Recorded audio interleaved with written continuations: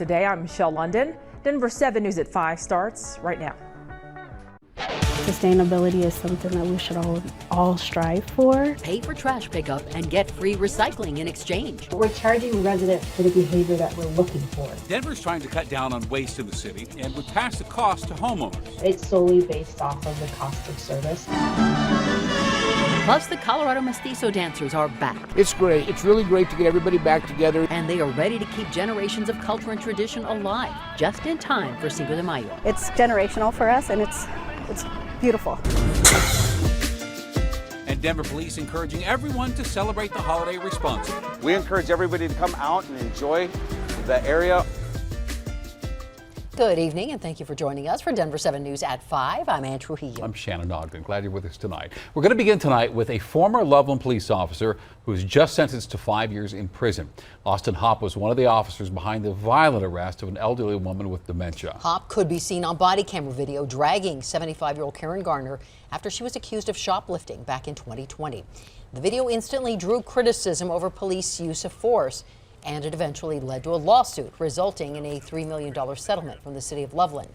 As part of a plea deal, Hopp pleaded guilty to 1 count of felony assault back in March, and today a judge also sentenced Hopp to 3 years of parole once he's out of prison.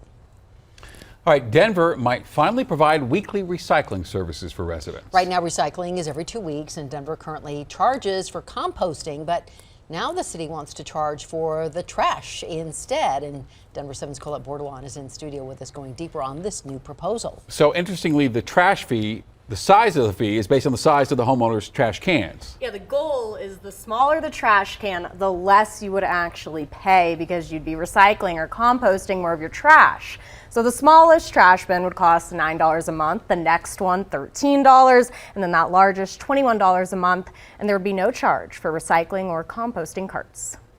I'm not an insect person. Alicia Richardson never thought this is where she'd be. She calls it Princess Gardens Worm Farm. This worm farm is currently diverting about 100 pounds of waste every week. The technical name for it is vermicomposting. So in each bin there are approximately 1,000 worms, and they love to eat. What they're eating could have ended up in the trash. We allow brown paper bags, kitchen scraps, coffee grounds, tea bags, things like that. The reason behind this kind of sustainability, I don't want to just throw this into the landfill, is the same as a proposal from the city of Denver that would give residents weekly recycling and composting services.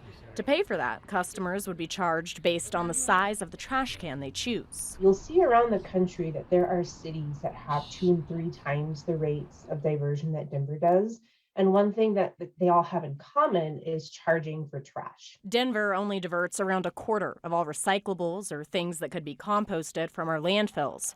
We're even behind the national average, which is 34%. There is no earning money from this. The city isn't going to be making a profit. The city and county of Denver serves nearly 200,000 households, and separating out what can be composted or recycled keeps organic material out of the landfills, which creates methane, a powerful greenhouse gas. there's like a big pile of worms. But Richardson hopes efforts like this don't lose sight of the people they impact. Communities of color are probably going to be hit by this the most. If this proposal becomes a reality, there would be a discount on trash services for low-income households. Making sure that these communities have the space, have the resources to make sure that they have opportunities to be sustainable on their own. Because those who practice sustainability on a small level, They literally eat better than I do. know just how critical it is to bring the concept to every community. Those at the city hope this would divert half of Denver's trash from the landfills. People could opt out of the composting or recycling, but it wouldn't change how much they pay for their trash. Now, if this proposal is approved by City Council, the new service and fee would start by the end of this year. Live in the studio, Colette Bordelon, Denver 7. Interesting idea. Thank you, Colette. And this week is actually International Compost Awareness Week. So if you would like to learn more on how to start composting in your home, visit denvergov.org/compost. Going deeper tonight, lawmakers right now are debating a bill that would boost the state's recycling rate, which sits at a dismal 15%. Under the Producer Responsibility Program, companies would be required to pay for the waste they create, and then that money would be used for a statewide recycling program. The bill has an exemption for companies that report less than $5 million in revenue. So with just days left in this session, the bill needs 3 more votes in the Senate to send it on to the governor's desk. New at 5, there are 3 known finalists ready to own the Denver Broncos. Our Broncos insider Troy Rank says Walmart heir Rob Walton is still a front runner, mostly because he's reportedly worth nearly $70 billion and could take on the highest bid.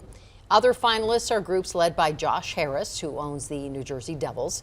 Troy also says former Laker great Magic Johnson has reportedly joined the Harris group. Both groups have begun visits with the team. Of course, Troy says more potential owners could still emerge. The U.S. Senate will vote next week on a bill that would make abortion legal across the United States. But spoiler alert here, it won't likely pass. If the vote, I should say, would be largely symbolic since Democrats don't have the 60 votes needed to overcome a filibuster in the Senate. Now, this announcement comes just days after a draft opinion was leaked to Politico, indicating the U.S. Supreme Court could overturn Roe v. Wade. Senate Majority Leader Chuck Schumer is still pushing for any Republican votes he can get. Republicans will have 2 choices. They can own the destruction of women's rights, or they can reverse course and work to prevent the damage. Outside of the Supreme Court building, a new 8-foot-high fence now surrounds the entire structure.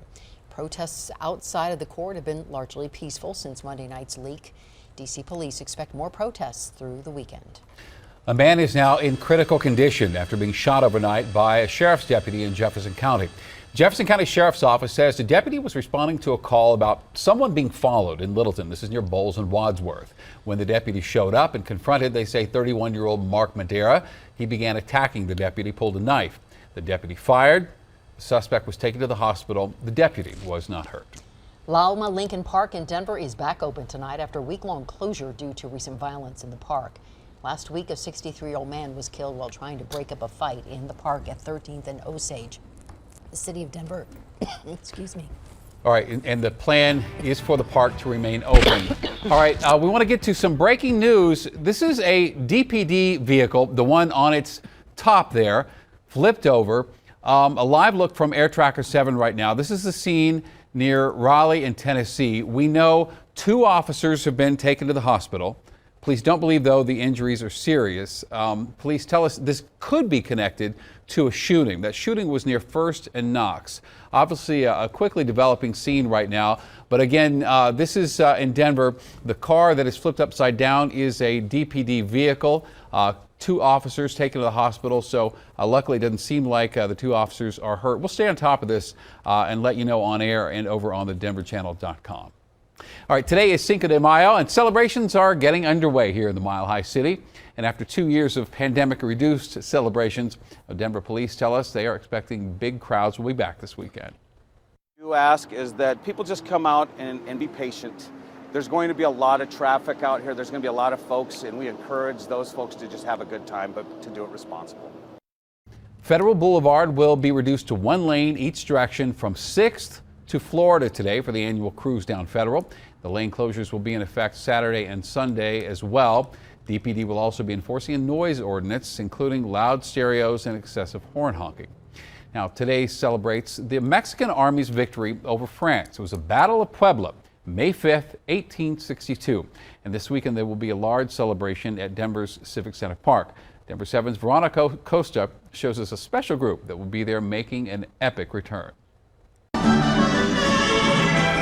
The white, green, purple, red, and yellow skirts are more than just part of an outfit. They help define a culture. It keeps families together. These are the Colorado Mestizo dancers, back together after 2 long years. It's great. It's really great to get everybody back together again. The group, founded more than 30 years ago, is helping keep the Mexican culture alive. It's important to the community that they not forget. And having a good background of where you came from and what your culture is, it gives you a good guideline to your future, you know what I mean? To set some good roots and to know where you're from and what your culture is. The 7 girls in this circle are just starting to learn ballet folklorico. If they can count to 3 and if they're potty trained, they're ready to go. A role Idalyn Garcia knows all too well. She was one of the few born into the group, sticking with it for the past 15 years. It's definitely showing like who I am, and like I'm not just some girl that's out there that knows nothing about her culture. I know a lot about my culture because of the dance group. One of the many dances they perform, called Jesucita, is among her favorite. It tells the story of a woman who helped a group of soldiers fight in war.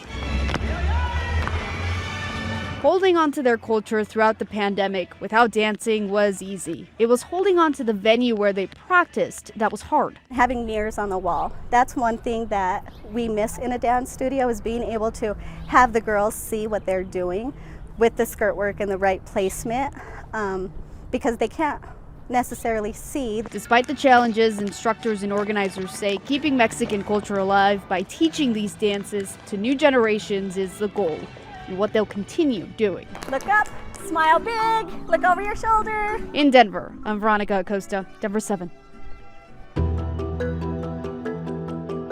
For the family-owned business, $2,000, it's a lot of money. A brazen thief hits Blazing Bird. An Inglewood chicken coop is ransacked in the middle of the night. If he gets away this time, there's a chance tomorrow he's gonna go to our neighbors and rob them. Temperatures bounce back nicely today, even warmer as we head into the Mother's Day weekend. And a very Colorado sponsor. We'll show you why this new pro sports team is making history.